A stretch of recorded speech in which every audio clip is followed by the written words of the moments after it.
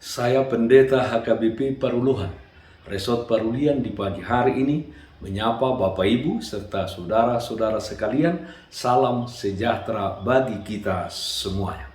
Sebelum kita mendengar dan merenungkan firman Tuhan di pagi hari ini, marilah kita berdoa. Berfirmanlah ya Tuhan, hamba-Mu siap mendengarkan dan melakukan firman-Mu. Amin. Firman Tuhan yang menjadi sumber kekuatan dan sukacita bagi kita di dalam melaksanakan aktivitas kita satu hari ini, Rabu 23 Februari 2022, tertulis dalam kitab Kejadian pasal 6 ayat yang ke-8. Demikian bunyinya. Tetapi Nuh mendapat kasih karunia di mata Tuhan. Hidup di bawah kasih karunia Tuhan. Saudaraku yang terkasih dalam Kristus Yesus, dengan bertambah banyaknya manusia di muka bumi ini, demikian juga halnya bertambah pula kejahatan dan dosa yang dilakukan manusia tersebut. Tuhan melihat bahwa bumi sungguh rusak sebab semua manusia menjalankan hidup yang rusak di bumi. Tuhan berfirman akan menghapuskan manusia yang telah diciptakannya, yang hidupnya semakin jahat.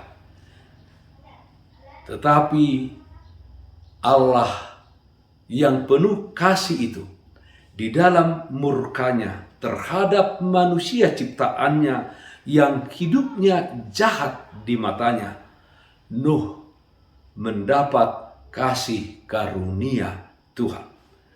Kejadian 6 ayat 9 memberitakan bahwa Nuh adalah seorang yang benar dan tidak bercela di antara orang-orang sejamannya, dan Nuh itu hidup bergaul dengan Allah. Nuh dan keluarganya mendapat kasih karunia di mata Tuhan bersama dengan segala jenis binatang yang berpasang-pasangan. Dan Tuhan menyelamatkan Nuh dan juga keluarganya dan juga binatang yang berpasang-pasangan tersebut dari murkanya, dari air bah yang akan didatangkannya untuk menghukum manusia yang telah melakukan kejahatan di matanya. Saudaraku yang terkasih dalam Kristus Yesus, kasih karunia Tuhan terbesar di dalam hidup umat manusia adalah di dalam diri Yesus Kristus yang mati di kayu salib Golgota. Dia mati untuk menyelesaikan dosa umat manusia. Dia mati untuk membenarkan kita dan memperdamaikan kita dengan Allah.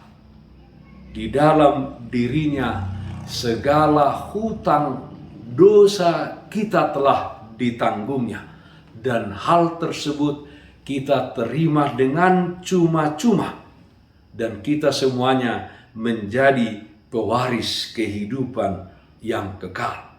Roma pasal 3 ayat 24 mengatakan, dan oleh kasih karunia telah dibenarkan dengan cuma-cuma karena penebusan dalam Kristus Yesus. Saudara yang terkasih dalam Kristus Yesus, hidup yang kita hidupi sekarang adalah hidup di bawah kasih karunia Tuhan. Jika melihat dosa-dosa yang terjadi saat ini, seharusnya hukum Tuhan sudah berlaku di dalam kehidupan umat manusia di tengah-tengah dunia ini.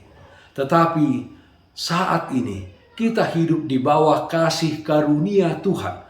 Kita bisa bekerja, kita bisa melakukan aktivitas kita bisa bersosialisasi dengan orang lain. Semuanya adalah karena kasih karunia Tuhan. Saudara-saudara, adalah waktu dan kesempatan bagi kita untuk benar-benar hidup sebagai anak-anak Tuhan di tengah-tengah dunia ini dengan melakukan segala kebaikan dan kebenaran. Sama seperti Nuh, hidup kita bergaul akrab dengan Tuhan.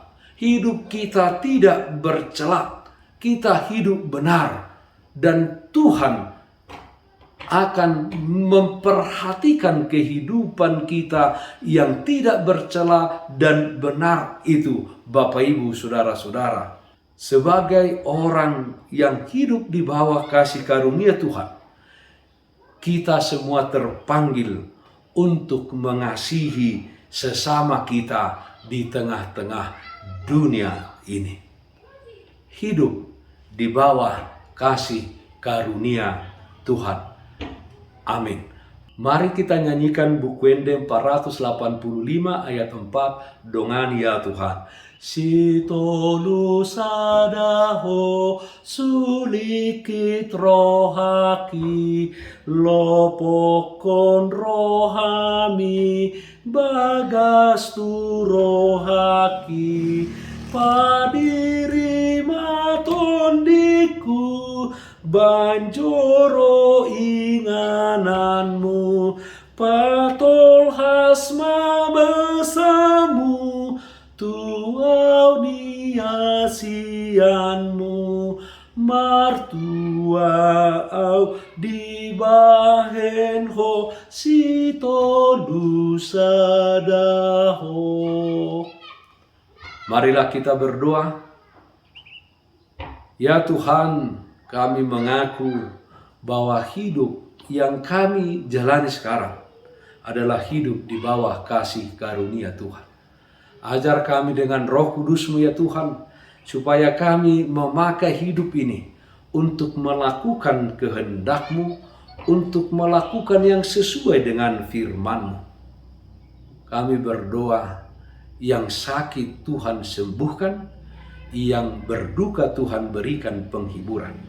Dalam satu hari ini, hadirlah Engkau ya Tuhan di dalam seluruh aktivitas kami.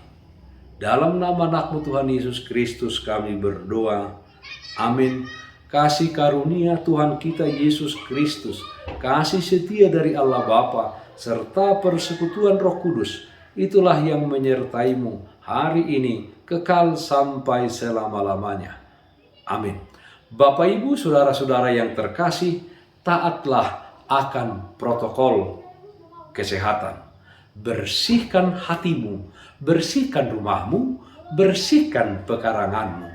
Tetaplah berdoa kepada Tuhan, sumber berkat dan anugerah di dalam hidupmu. Salam sehat, tetap semangat. Tuhan Yesus memberkati kita semuanya. Shalom.